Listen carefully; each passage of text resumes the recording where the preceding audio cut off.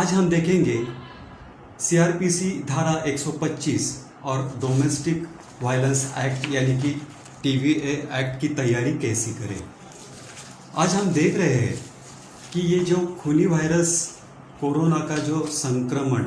बढ़ रहा है, उसका जो खौफ बढ़ रहा है पूरे भारत में, पूरे विश्व में, तो उससे भी ज़्यादा ये खौफ बढ़ रहा है सीआरपीसी धारा 125 और डोमेस्टिक वायलेंस एक्ट के मिसयूज का। और इससे पूरे भारतवर्ष में सारे पतियों पर ज़्यादा खौफ बढ़ता दिख रहा है। 125 सीआरपीसी भरण पोषण की धारा की जो तानाशाही है वो किम जोंग से भी कई ज़्यादा भारत में बढ़ गई है और इससे बहुत सारे पतियों और उनके घर वालों को प्रताड़ित होना पड़ता है,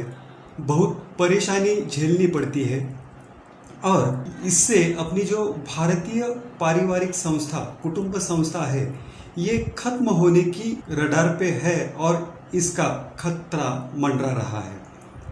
और देखिए कि पुरुषों की जो मौत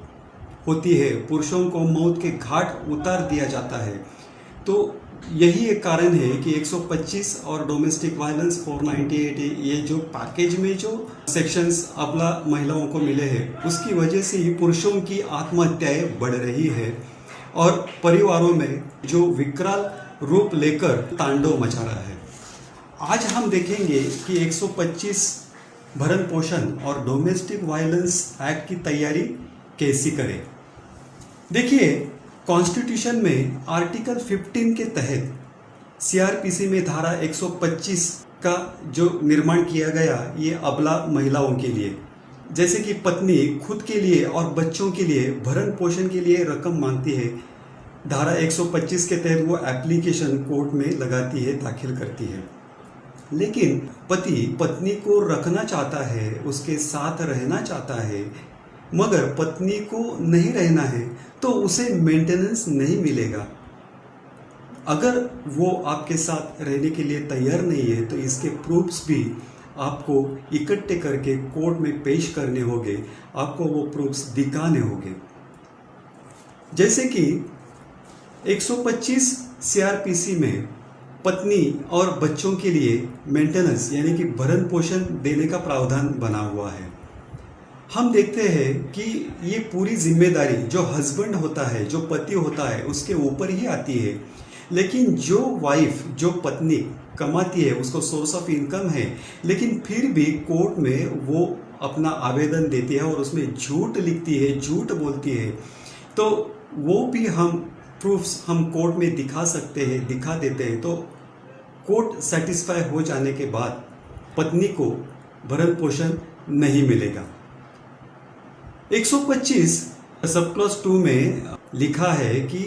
जो फाइनल ऑर्डर या इंटीरियम का ऑर्डर है वो डेट ऑफ एप्लीकेशन से देना है या डेट ऑफ ऑर्डर से देना है। अगर 125 दर्ज होने के बाद 1-2 साल के बाद अगर इंटीरियम का आदेश हो जाता है या 2-3-4 साल के बाद उसका फाइनल डिस्पोजल ऑफ होता है, तो आप उसके अगेंस्ट में रिवीजन में जाकर वो भी चैलेंज कर सकते हो। जैसे कि 125 सीआरपीसी में मेंटेनेंस का ऑर्डर हो जाता है तो आपको 125 सब क्लॉज 3 के तहत आपके अगेंस्ट में अगर आप रकम देने से डिफ़ॉल्टर बनते हैं, डिफ़ॉल्टर होते हैं, जो भरण पोषण की रकम आप पत्नी को नहीं देते हैं, तो पति को पनिशमेंट भी हो सकती है, उसको कारागृह में भी जाना पड़ता है। ऐसा ऑर्डर कोर्ट पास कर सकता है। जैसे कि 125 सब क्लॉज 3 में है कि जो मेंटेनेंस का ऑर्डर हुआ है वो मेंटेनेंस रिकवर करने के लिए वाइफ एप्लीकेशन कोर्ट में मूव कर सकती है, मूव करती है। तो अगर हम देखेंगे कि वाइफ को आपके साथ नहीं रहना है, पति के साथ नहीं रहना है,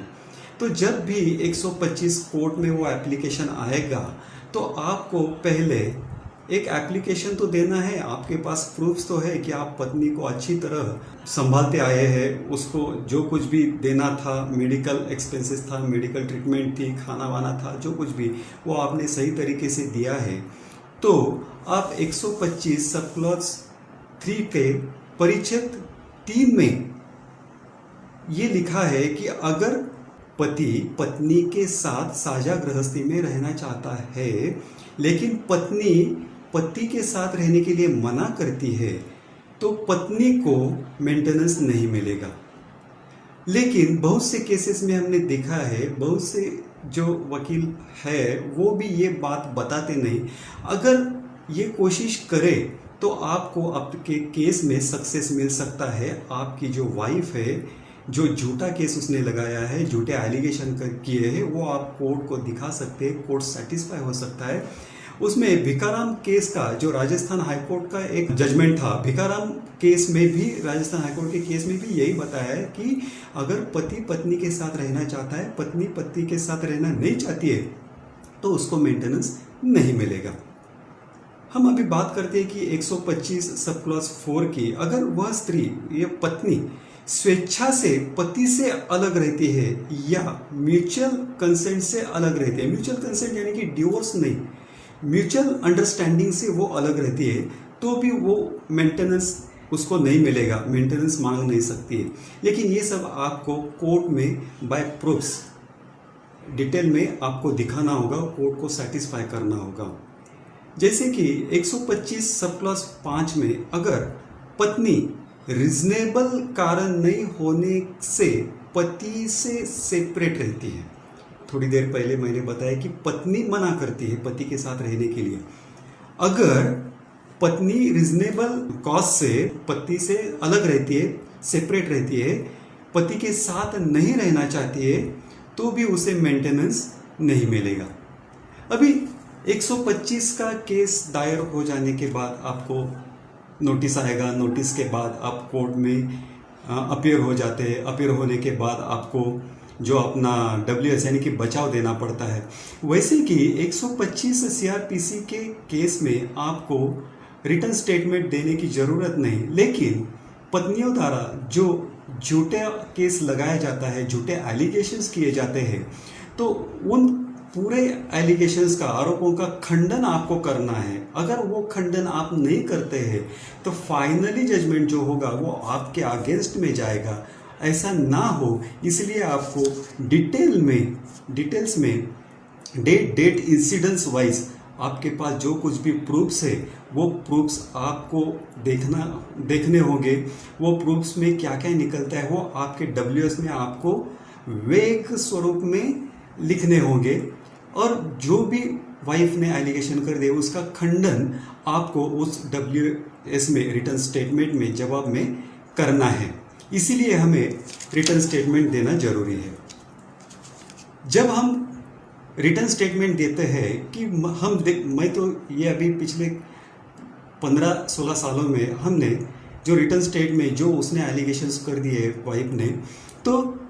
उसका तो खंडन करती है, लेकिन उसमें एक बात हम उसमें लिखते हैं कि वाइफ जब पति के साथ उसके ससुराल में रहने के लिए आई तब वो पति और उसके घर वालों के साथ बातचीत नहीं करती थी।